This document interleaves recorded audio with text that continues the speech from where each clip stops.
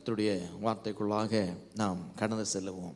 மனதிலே வாழுகிறதை காட்டிலும் ஆவியிலே வாழுவது வெற்றியை நமக்கு கொண்டு வருகிறது. ஆமென். Let us not live by our mind, which is controlled by the five senses, but let us live by the Spirit, which is ruled by God. Amen. நம்முடைய ஆவி தேவனாலே நடத்தப்படுகிறது. நம்முடைய மனம் ஐம்புலங்களினாலே நடத்தப்படுகிறது. நம் ஆவியிலே நடக்கும் பொழுது நமக்கு வெற்றி, சந்தேகமில்லாமல் வெற்றி. நாம் மனதிலே நடக்கும் பொழுது போராட்டங்கள் நாம் சந்திக்கிறோம். காரணம், நாம் பார்க்கிறதை வைத்து நடக்கிறோம். வேதம் சொல்லுகிறது, நீ பார்க்கிறதை வைத்து, don't walk by sight but walk by faith. What is the meaning of walking by faith? How do you walk by faith? What is faith? Amen. விசுவாசம் என்றால் என்ன?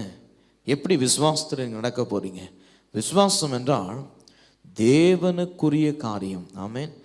தேவன் உங்களுக்கு சொல்லுகிற காரியம், புத்தி கெட்டாத காரியம். ஆமென்.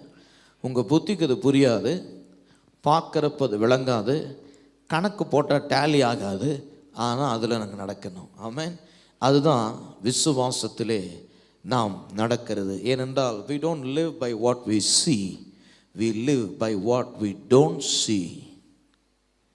Because the seeing realm, the physical realm is limited compared to the unseen realm, which is the spiritual realm. பார்க்கிறது மாம்ச மண்டலம், அது ரொம்ப சின்னது. பார்க்காதது ஆவிக்குரிய மண்டலம், அது ரொம்ப பெருசு. அப்போ the physical realm is limited, the spiritual realm is unlimited, it's unseen. Amen. அப்போ இந்த காணல, இன்னும் பரலோகத்தை யாரும் பார்க்கல. சேட்டலைட்டுக்கெல்லாம் போகிற, சேட்டலைட்டில் போய் எல்லாத்தையும் சுற்றுறாங்க, பரலோகம் பார்க்கல. அதை மட்டும் கர்த்தர் யாரும் காட்டல. அதை காட்டினா பயந்துருவாங்க, ஏன்னா அது எல்லாத்தையோட ரொம்ப பெருசு. அது எல்லாத்தையோட ரொம்ப பெருசு. அங்கே பல மாளிகை இருக்குது, அங்கே பல விஷயங்கள்லாம் நிறைய இருக்குது. தங்க வீதி இருக்குது, ரத்தனக்கல்ல செதுக்கப்பட்ட கதவுகள் இருக்கிறது. இன்னும் அந்த பரலோகத்தை யாரும் காட்டல. இப்போ இதை பேசுறதுனால நீங்கள் நம்புவீங்க பரலோகன்ற ஒன்று இருக்குன்ட்டு. ஆமென். பரலோகன்ற உண்மையில் இருக்குங்க.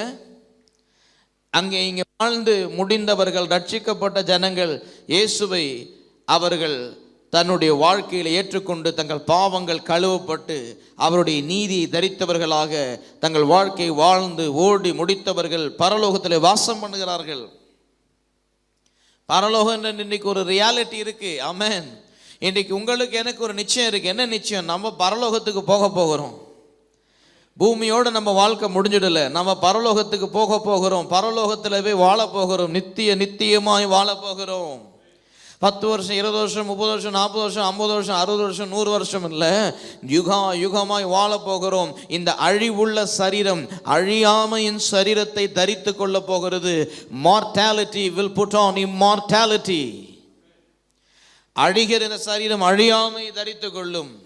உங்கள் ஆவி ஏற்கனவே, your spirit has already been pardoned, but your flesh is still waiting to receive the glorious freedom which it has to receive from God. Amen. அப்போ மகிமையின் சரீரம், இதே ஆவி உள்ளவர்களாக தான் நீங்கள் இருக்க போறீங்க. நித்தியமாய் வாழ போகிறோம். இதெல்லாம் ரியாலிட்டி. இதான் விசுவாசம். இதுதான் unseen, but we believe it because not just because somebody has spoken it, but we can experience it in ourselves. Hallelujah. சிலர் அதை ஆவிக்குரிய கண்களிலே பார்த்திருக்கிறார்கள், சிலரால் அதை உணர முடிகிறது, சிலர் அதை உறுதியாக தெரியும். We do not live by what we see, we live by what we don't see. We live in the unseen. ஆகவேதான் ஆவியிலே நடத்தப்படுகிறது. தேவனிடத்திலிருந்து வார்த்தை. இந்த உலகத்தில் இருக்கிற எங்கே இருந்து வார்த்தையினாலே நடத்தப்படல, தேவனிடத்திலிருந்து வருகிற வார்த்தையினாலே நடத்தப்படுகிறீர்கள். அந்த தேவனிடத்திலிருந்து வருகிற வார்த்தையிலே நடத்தப்படுகிற பொழுது எப்படி நீங்கள் இருப்பீர்கள்? வெற்றி உள்ள வாழ்க்கையை வாழுவீர்கள். தோல்வி என்பது உங்களுடைய வாழ்க்கையில் இருக்காது. உங்கள் மைண்டை எதுக்கு கடவுள் கொடுத்துருக்கிறாரு? அவருடைய வார்த்தையை திங்க் பண்ணுறதுக்கு, அவருடைய வார்த்தையை மெடிடேட் பண்ணுறதுக்கு, அவருடைய வார்த்தையை இமேஜின் பண்ணுறதுக்கு, அவருடைய வார்த்தையை எப்படி செய்யலாம் என்று கிரியேட்டிவாக டிசைன் பண்ணுறதுக்கு உங்களுக்கு மனதை கொடுத்துருக்காரு. பொதுவாக மைண்டில் நம்ம என்ன பண்ணுறோம்? ஒரு வேலை பண்ணுறீங்க, உங்கள் மைண்ட் எப்படி யூஸ் பண்ணுறீங்க? திங்க் பண்ணுறீங்க, அதை தியானிக்கிறீங்க, பிறகு அதை எப்படி செய்யலான்ட்டு இமேஜின் பண்ணுறீங்க, பிறகு ஸ்கில்ஸை யூஸ் பண்ணி அதை செய்கிறீங்க. அதே தான் மனதுக்கு கடவுள் கொடுத்திருக்கிற dimension. The dimension of mind is to think, meditate, decide, do things creatively. அதுக்கு தான் மனதை கொடுத்துருக்கிறாரு, வேற எதுக்கும் கொடுக்கல. மனதை தேவையில்லாதது அந்த மைண்டில் போட்டு அதை யோசிக்கிட்டே உட்கார்றதுக்கு சில பேர்லாம் வந்து மனதை தேவையில்லாத காரியத்துக்கு பயன்படுத்துவாங்க. அதனால தான் எதுவுமே செய்யாதவங்க கிட்ட என்ன பண்ணுவாங்க? புக்கை கொடுத்து புக்கை படிப்பான்வாங்க. எதையாவது ஒரு மண்டையில் போட்டோம். ஐடில் மைண்ட் இஸ் டெவில்ஸ் ஒர்க் ஷாப்னு சொல்லுவாங்க. காலியாக இருக்கிற மனதில் பிசாசு பூந்து அலக்கணிச்சிக்கிட்டு இருப்பான். எதையோ ஒன்று பேசிக்கிட்டு எதையோ ஒரு பொய்யை போட்டுக்கிட்டே இருப்பான். பாருங்க, மனதை வந்து எப்பவுமே தேவனுடைய வார்த்தையில நிரப்பி வைத்திருக்கணும். ஆனால் தேவனுடைய வார்த்தை ஆவிக்குரியது. ஆமென். அந்த வார்த்தையை இந்த பூமிக்குரிய மனதாகிய உங்களுடைய மனதிலே வைத்து நீங்க அதை என்ன பண்ணணும்? ஒர்க் செய்யணும், அதிலே டுவெல் பண்ணணும். அப்போ அதை என்ன பண்ண? உங்களுக்கு கனி கொடுக்கும். அல்லேலூயா. எத்தனை பேருக்கு புரியுது? ஆகவே டிசிஷன் தான் அதில் ரொம்ப முக்கியம். சில விஷயம் நம்ம கடவுளை கேட்காமலே செய்கிற அளவுக்கு நம்ம மைண்ட் இப்போ ப்ரிப்பேர்டாக இருக்கு. அதுதான் ஏதேன் தோட்டத்தில் மனிதன் அந்த நன்மை தீமை அறியத்தக்க கனியை சாப்பிட்டதனுடைய ஒரு கேடு. என்ன கேடு என்றால், இவனுக்கே எது சரி எது தவறு என்று தெரிஞ்சதுனால இவனே செஞ்சுக்கிட்டே போயிடுவான். கர்த்தரிடத்தில் உட்கார்ந்து கேட்க மாட்டான், கர்த்தரிடத்தில் வார்த்தையை பெற மாட்டான், கர்த்தரிடத்தில் என்ன பண்ண மாட்டான்? டிஸ்கஸ் பண்ண மாட்டான். இவனே காரியத்தை செஞ்சுட்டு போயிடுவான். அது ஒரு மிகப்பெரிய எரர், அது ஒரு மிகப்பெரிய ஒரு தவறு நடந்திருக்கிறது. ஆமென். அப்போ அன்புக்குரியவர்களே, இதை தவற ரெக்டிஃபை செய்கிறது தான் இன்றைக்கு பரிசுத்த ஆவியானவர் நமக்குள் வந்திருக்கிறார்.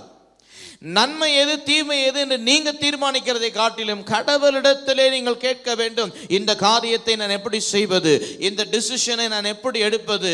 என்னுடைய இந்த வீக் மைண்டை வச்சுக்கிட்டு நான் பிக் டிசிஷன்ஸ் எடுக்க முடியாது. என்னுடைய இந்த மைண்டை வச்சுக்கிட்டு நான் ஜெயன்ஸை ஃபேஸ் பண்ண முடியாது. என் தேவனுடைய ஆவியானவரிடத்திலே நான் கேட்க வேண்டும். அவர் எனக்கு சொல்லுவார், அதன்படி நான் செய்ய வேண்டும். அல்லேலூயா. அதன்படி நான் நடக்கும் பொழுது எனக்கு வெற்றி நிச்சயமாக என் வாழ்க்கையிலே நான் அதை ருசிக்க முடியும். கொலோசியர் எழுதின புஸ்தகம் 3ஆம் அதிகாரம் 2ஆம் வசனம் இப்படியாக சொல்லுகிறது, மேலானவைகளை நீங்கள் நாடுகிறவர்களாக இருங்கள். சொல்லுங்க, மேலானவைகளை நாடுகிறவர்களாக இருங்கள்.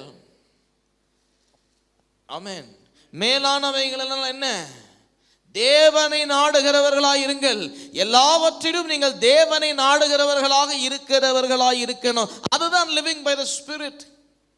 ஹல்லேலூயா. நீங்க அந்த பழக்கத்துக்குள்ள வந்துட்டீங்கன்னா உங்களை கடவுள் நடத்துகிறது உங்களுக்கு நல்லா தெரியும், உங்களுக்கு நல்லா புரியும், உங்களுக்கு நல்லா விளங்கும். அப்புறம் அந்த வாழ்க்கை ரொம்ப நல்லா இருக்கும்.